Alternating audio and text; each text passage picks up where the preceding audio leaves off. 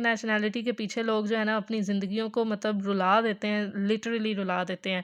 फिर भी कुछ लोगों को नेशनैलिटी जो है वो के लिए दुनिया आपके लिए खुली हुई है। मतलब कि 200 कंट्रीज़ जो हैं वो आप वीज़ा फ्री यानी कि आपको वीज़ा ज़रूरत ही नहीं है। अस्सलाम वालेकुम, मैं यूट्यूब फैमिली उम्मीद करती हूँ सब ठीक-ठाक होंगे। आज का टॉपिक आप लोगों को टाइटल से ही पता चल गया है कि आज हम लोग किसके बारे में बात करने लगे हैं। तो आज हम लोग बात करेंगे जी बेनिफिट्स ऑफ यूके नेशनैलिटी यानी कि यूके की नेशनैलिटी मिलने के क्या फ़ायदे होते हैं। तो मतलब ऐसे क्या मतलब फ़ायदे हैं बेनिफिट्स हैं कि आप लोग जो है नेशनैलिटी मिलने के बाद किन चीज़ों से आप लोगों को रिलीफ़ मिल जाएगी, किन चीज़ों से आप लोग आज़ाद हो जाएँगे, किन चीज़ों से आप लोगों को फ्रीडम मिल जाएगी।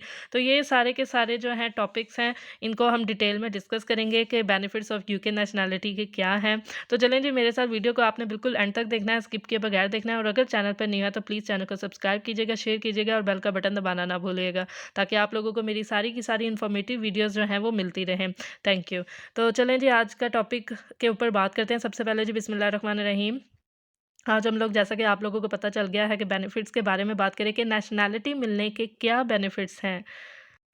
देखें, सबसे पहले मैं आप लोगों को थोड़ा-सा बताती चलूँ कि बहुत से लोग जो है ना यूके आना चाहते हैं मतलब कुछ लोग बहुत सारे लोग, कुछ लोग नहीं बहुत सारे लोग यूके आना चाहते हैं और या फिर जो लोग यूके में रह रहे हैं या सोच कर बिज़नेस के हवाले से, स्टडी वीज़ा के हवाले से या किसी भी वीज़ा की या किसी भी कैटेगरीज़ के ऊपर जो वो यूके में रह रहे हैं, उन सबका जो है ना एक ही गोल होता है और वो अल्टीमेट गोल जो होता है ना वो यूके की नेशनैलिटी लेना होता है, नेशनल होल्डर बनना होता है। यानी कि नेशनैलिटी लेकर उनको जो है वो फ़ायदे जो मिलेंगे उसी के बारे में आपको बताऊँगी। उनका सबका एक ही गोल होता है कि नेशनैलिटी के पीछे लोग जो है ना अपनी ज़िंदगियों को मतलब रुला देते हैं, लिटरली रुला देते हैं।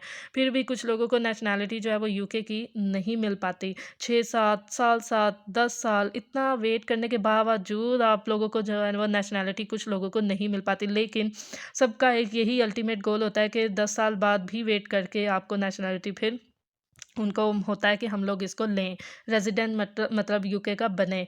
तो बहुत कम लोग होते हैं जो ये सोचते हैं कि हम लोग जो है ना यूके आकर वापस चले जाएँगे, बहुत कम होते हैं। मैं ऐसा नहीं कह रही कि नहीं होते, लेकिन बहुत कम होते हैं जो ये सोचते हैं कि हम लोग यूके आकर अपना थोड़ा बहुत काम करके वापस चले जाएँगे, लेकिन ऐसा नहीं होता। और बहुत सारे लोग ऐसे भी होते हैं जो रेज़िडेंटशिप हासिल करते रहते हैं, हासिल करने के चक्कर में इधर ही अपनी ज़िंदगी को ख़वार करते रहते हैं। लेकिन फिर जब एक दफ़ा बन जाते हैं, वो इधर के नेशनल होल्डर हो जाते हैं, तो उनके फिर बारे न्यारे हो जाते हैं। उनके फ्यूचर का भी फ्यूचर जो है ना, अगले लाइफ़स्टाइल सब कुछ जो है फिर उनका चेंज हो जाता है। और फिर कुछ लोग सोचते हैं कि हमें रेज़िडेंटशिप जो है ना मिलने के बाद हमें क्या बेनिफिट्स होंगे। तो वही आज मैं आप लोगों को बताऊँगी कि ऐसा क्या चेंज आएगा आपकी लाइफ़ में, ऐसी क्या चेंजिंग्स होंगी, ऐसे क्या बेनिफिट्स आपको मिलेंगे नेशनैलिटी के मिलने के बाद। तो आज हम वही डिस्कस करने लगे हैं और जैसा कि आपको सबसे पहले नज़र आ रहा है, पहला आपको जो फ्रीडम जिससे आपको रिलीफ़ मिलेगी वो होगी आपके स्पाउस की नो मोर एक्सटेंशन फ़ीस। मैं खुद बहुत ज़्यादा खुशी में होंगी कि मेरे बंदे की फ़ीस बचेगी। क्योंकि मैं खुद स्पाउस वीज़ा पे हूँ, तो नो मोर एक्सटेंशन फ़ीस से मुराद यानी कि आपकी और आपका जो स्पाउस है, आपको उसकी फ़ीस नहीं देनी पड़ेगी। ज़ाहिर है उसकी नेशनल वो हो जाएगा, आपको उसको नेशनैलिटी मिल जाएगी, ठीक है? 5 साल बाद, 10 साल बाद अल्लाह खैर करे जिसका भी जो भी रूट है, उसकी एक्सटेंशन की फ़ीस आपको उससे रिलीफ़ मिल जाएगी, ठीक है? यानी कि जो लोग फैमिली के साथ हैं, वो लोग 5,000 तक जो है ना उसको एक्सटेंशन करवानी पड़ती है इंक्लूडिंग अस, ठीक है? तो हम लोग भी जो है ना पहले यही सोचते हैं कि भई सेविंग्स करें ताकि 3 ढाई साल बाद जब एक्सटेंशन आए, तो हमें जो है वो फ़ीस दे सकें हम लोग। कुछ खाएँ या ना खाएँ, बस सेविंग्स हमारी होनी चाहिए। तो यही सोच जो है ना हम लोगों को रहती है कि एक्सटेंशन करवानी है, वीज़ा लगवाना है ढाई साल बाद। कुछ लोग जो है ना बेचारे कुछ लोग जो है ना इस चीज़ की टेंशन में वीज़ा लगवाते ही नहीं हैं अपने स्पाउस का, लिटरली नहीं लगवाते और उनका बेचारों का 10 साल के रूट पे चला जाता है इसी वजह से कि हम लोग जो है ना फ़ीस को मतलब बेयर नहीं कर पाते और बहुत से लोग जो है ना फिर वीज़ा रिन्यू नहीं करवा पाते और इसी चक्कर में वो बेचारे लेट हो जाते हैं और जब फिर पैसे होते हैं तो फिर उनका टाइम गुज़र चुका होता है। फिर जब आपको नेशनैलिटी मिल जाती है, सबसे बड़ा रिलीफ़ आपको इसी चीज़ में मिलता है कि आपकी जो आपने जो सेविंग्स की होती हैं एक्सटेंशन के लिए, वही सेविंग्स जो है वो आप अगले 5 साल बाद जो है वो जोड़-जोड़ कर अपना घर ले सकते हैं एटलीस्ट, ठीक है? यूके की सिटीज़नशिप के बाद। फिर जी दूसरा बड़ा रिलीफ़ आपको इसमें ये मिलता है कि सेम वही बात, नो मोर आईएचएस और एनएचएस फ़ीस, यानी कि स्पाउस वीज़ा वालों को स्पेशली फिर आपको जो है ना वो आपकी जो मेडिकल है वो आपका टोटली फिर आपका भी ब्रिटिश जब आप हो जाते हैं तो आपका टोटली मेडिकल भी फ्री हो जाता है, यानी आपको आईएचएस फ़ीस जो है वो नहीं देनी पड़ती।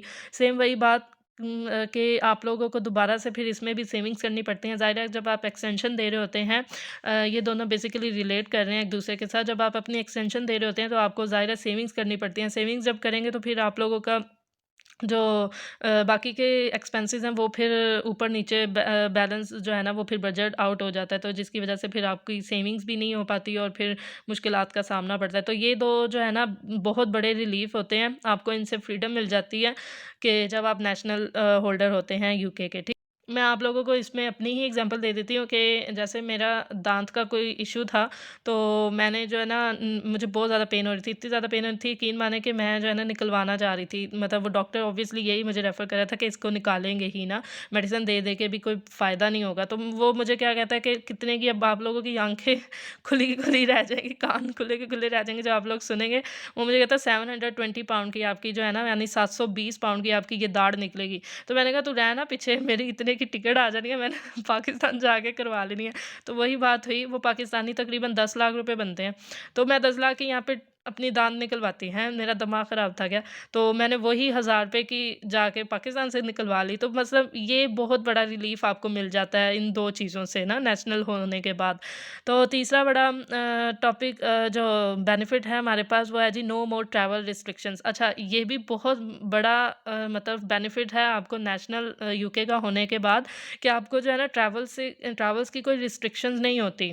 यानी कि आपके पास अगर कोई भी वीज़ा है, तो आपको नो मोर ट्रैवल रिस्ट्रिक्शंस, यानी कि आपको कोई भी रिस्ट्रिक्शंस नहीं है। बेनिफिट्स होता है आपके पास कि आपके पास ये राइट होता है कि आप यूके के बाहर किसी भी टाइम कितना भी अरसा जो है ना फिर रह सकते हैं। आपके पास कोई रिस्ट्रिक्शंस नहीं होती कि आपने इतना अरसा नहीं रहना, आपने 6 महीने रहना है, 6 महीने से ज़्यादा नहीं रहना, क्योंकि हम स्पाउस वीज़ा वालों को भी रिस्ट्रिक्शंस होती हैं, स्पेशली हर वीज़े पे को रिस्ट्रिक्शंस होती हैं, ज़ाहिर है। लेकिन आपको नेशनल होने के बाद आपको ये रिलीफ़ मिल जाती है कि आप लोग कितना चाहे अपना होमलैंड कंट्री चाहे 6 महीने रहें, साल रहें, कोई आपको कुछ नहीं कह सकता यहाँ पे फिर। ठीक हो गया? अ, अगर आपके पास नेशनैलिटी नहीं है तो आपको जो है ना वही बात की रिस्ट्रिक्शंस होती हैं, अदरवाइज़ आपकी जो नेक्स्ट एक्सटेंशन जो होती है फिर उसमें आपको प्रॉब्लम्स आती हैं।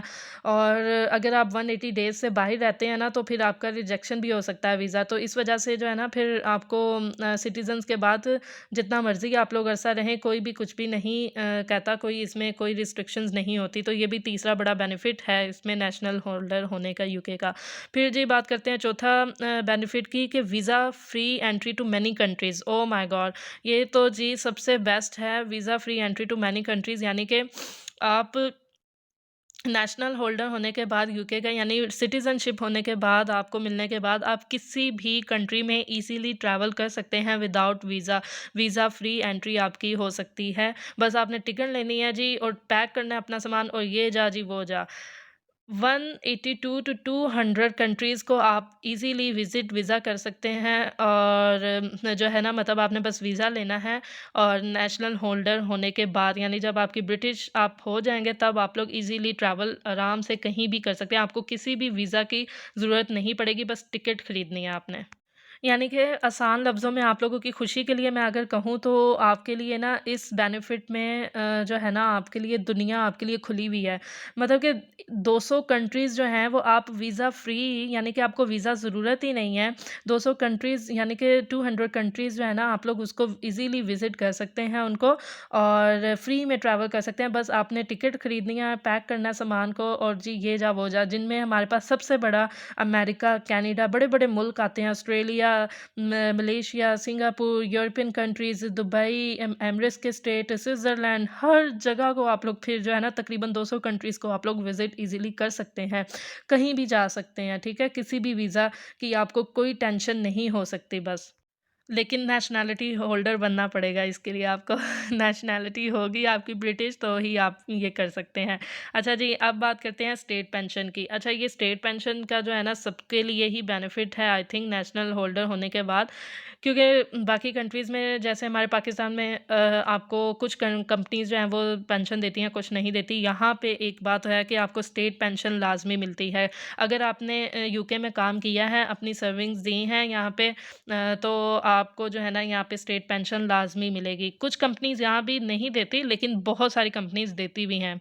यानी कि इस मुल्क में काम करने का आपको कुछ रिवॉर्ड मिलता है, लाज़मी मिलता है एट द एंड। तो आपको स्टेट पेंशन के नाम पे जो है ना वो पेंशन दी जाती है और यानी आपका बुढ़ापा जो है ना वो सिक्योर होता है। किसी के आगे आपको हाथ नहीं फैलाना पड़ता, बच्चों के आगे आपको हाथ नहीं फैलाना पड़ता, तो आप ईज़िली जो है ना अपना बुढ़ापा इसमें कवर कर सकते हैं।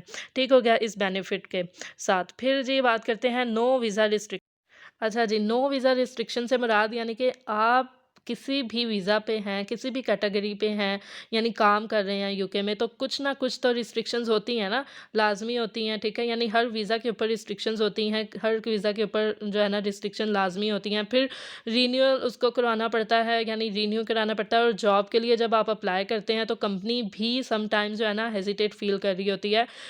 यानी कि बहुत सारी कंपनीज़ जो है ना वो भी हेजिटेट फ़ील कर रही होती हैं आपको हायर करने के लिए क्योंकि उन्हें जो है ना फिर स्पॉन्सर भी करना पड़ता है क्योंकि अगर आपका वीज़ा जो है वो रिन्यू नहीं हो पा रहा और आप जो हैं वो फिर पता नहीं किस वीज़ा पे हैं, किस कैटेगरी में हैं, तो इस वजह से भी फिर कंपनीज़ को जो है ना प्रॉब्लम्स आती हैं। यानी कि कंपनीज़ भी जो है ना वो फिर देखती हैं यानी कि एक बंदा जिसने अप्लाई किया है वो ब्रिटिश है और एक बंदा जो वो दूसरा सिंपल सिंपल वीज़े पे है, तो वो डेफ़िनेटली फिर ब्रिटिश वाले को हायर करेंगे ना, तो इसी वजह से इसकी भी जो है ना वीज़ा की कोई रिस्ट्रिक्शंस नहीं रहती। वो फिर इस चीज़ को भी देखते हैं, मद्देनज़र रखते हैं कि भई ये तो बंदा वीज़े पे है, ब्रिटिश तो है ही नहीं तो इस चीज़ में, ठीक है? तो वो ज़ाहिर है वो फिर ब्रिटिश वाले को हायर करेंगे तो इसलिए सिटीज़नशिप के बाद जो है ना आपके पास ये राइट आ जाता है कि आप अपनी मर्ज़ी से कहीं भी किसी भी किस्म की जॉब जो है ना वो फिर अप्लाई कर सकते हैं और वो लोग भी जो है फिर हँसी-खुशी आप लोगों को हायर कर सकते हैं।